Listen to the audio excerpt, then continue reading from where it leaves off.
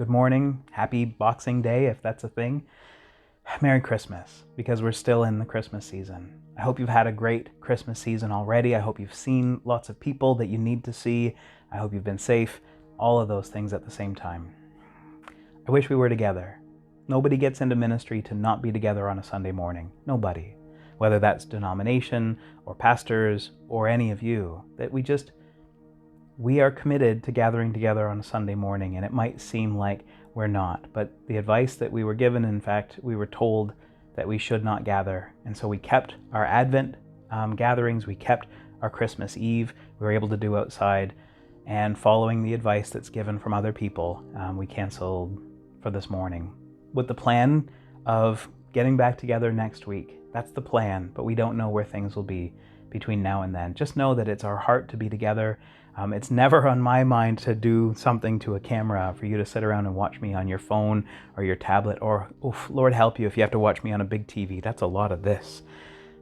But the intention in our heart is to point you towards Jesus every chance we get. And so I want to do that this morning. I want to help you sort of close out the year well and get into next year, hopefully with your eyes set in a direction where you will definitely have great hope for 2022, and not because there's going to be some medical advancement or there's going to be some thing that happens, but because your eyes are set where there can only be victory. As I'm thinking about closing out the year, I found a poem by Alfred Lord Tennyson. I'm going to put it up on the screen so you can read along with me. It's called In Memoriam, Ring Out Wild Bells. And in this poem, just pay attention to how the things that Tennyson says to ring out, like the old year, ring things out and ring better things in, and how they get bigger and better as the poem progresses. In Memoriam. Ring out wild bells to the wild sky, the flying cloud, the frosty light. The year is dying in the night. Ring out wild bells and let him die. Ring out the old, ring in the new. Ring happy bells across the snow. The year is going, let him go. Ring out the false, ring in the true. Ring out the grief that saps the mind. For those that here we see no more. Ring out the feud of rich and poor. Ring in redress to all mankind. Ring out a slowly dying cause and ancient forms of party strife.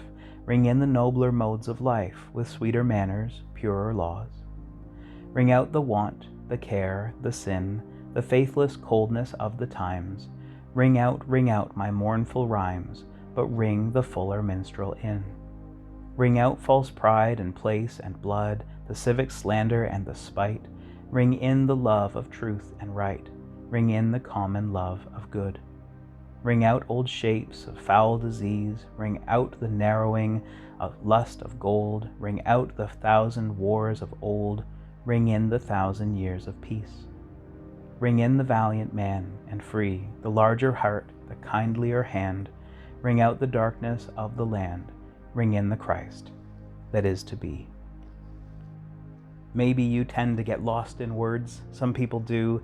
We're so used to seeing words with pictures and movies and that sort of thing that sometimes just words put together can lose us. But I think there is a great beauty here as Tennyson sort of progresses through that we need to ring things out. We need to close them down. We need to let them go so that we can make room for better things. And some of the things he says encourages us to let go are here. Ring out lies or the false to ring in the true. Ring out discord. And I love this line, grief that saps the mind. Grief that saps the mind. And yes, that can be grief of a loss, but it's also grief of separation. It's grief of struggle. It's grief of watching other people struggle and suffer. And there can be a lot of grief, especially at this time of year, but to ring that out and to ring something better in, to sin and selfishness, pride and spite. And he talks about this pride and party strife, and then pride and place and blood. And what he's talking about is sometimes we have these battles that are about our team versus your team, the stuff they call tribalism, us and them kind of things, and we've seen that in our world. And sometimes we see it just right in our own homes where there's disagreement and maybe with our family and politics and things like that. We need to let that stuff go. That's small stuff. And then he gets into some bigger stuff, disease and greed and thousands of wars over the years. Like, there is this burden on humanity. If you want to go looking for trouble, you can find it. If you want to go looking for reasons to be discouraged, they're everywhere. You can find them. But there's the opportunity to wring those out and to ring in truth, redress. I love that word. It's not common used. It's this idea of making things right, of healing them, of fixing them. And there is opportunity for redress where there's problems and there's crisis. Then we can look for a redress. We can look for ways to make it right.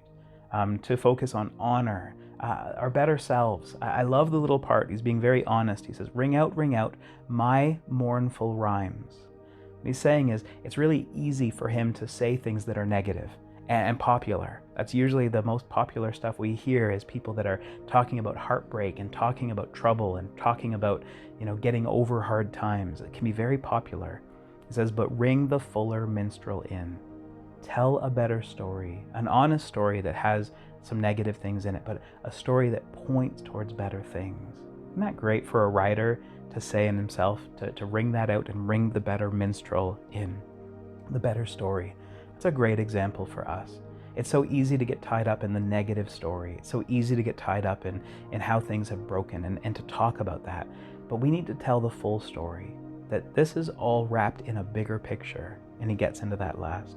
He talks about wider love and things like that, but then he focuses in on ring in the 1,000 years of peace. And that's from Revelation, right? The Christ on the throne, the millennium of his reign, and ring in the Christ that is to be.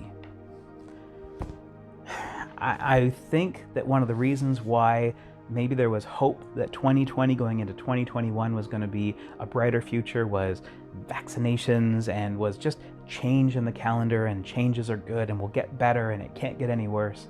And that was probably a mistake that a lot of us made, that we put our hope in things just getting better because the calendar rolled over a notch.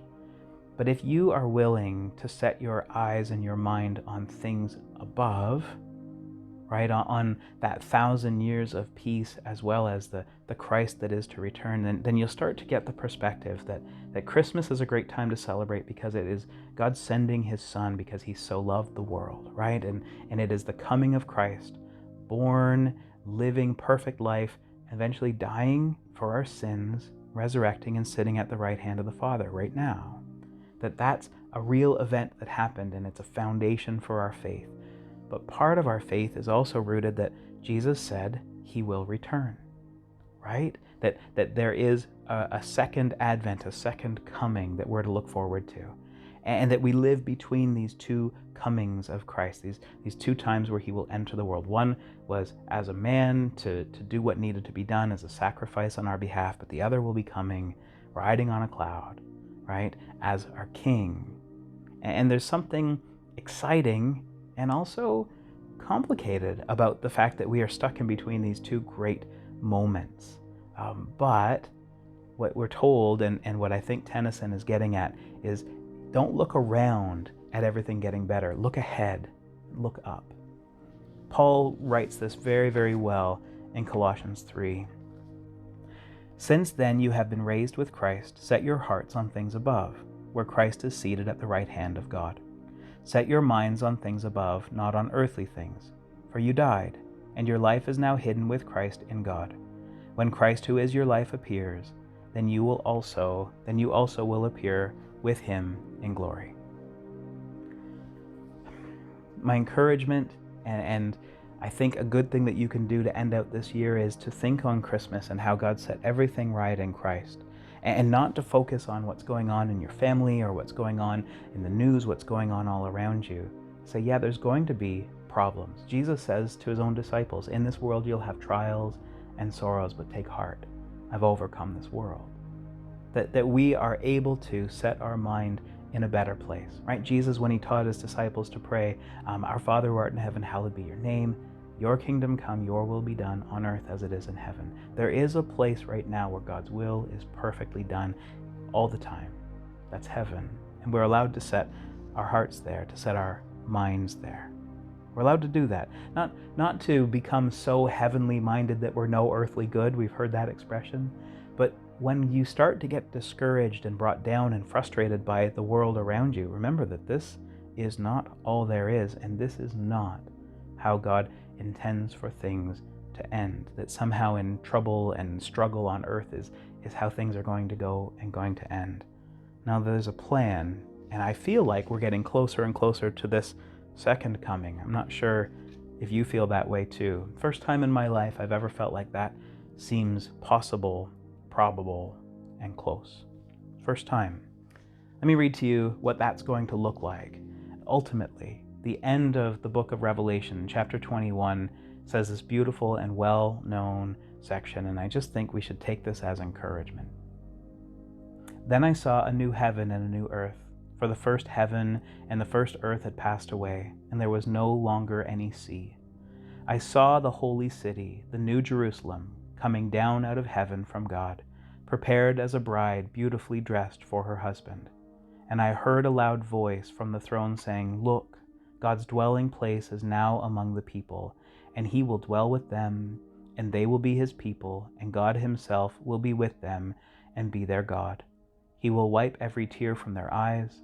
There will be no more death, or mourning, or crying, or pain, for the old order of things has passed away."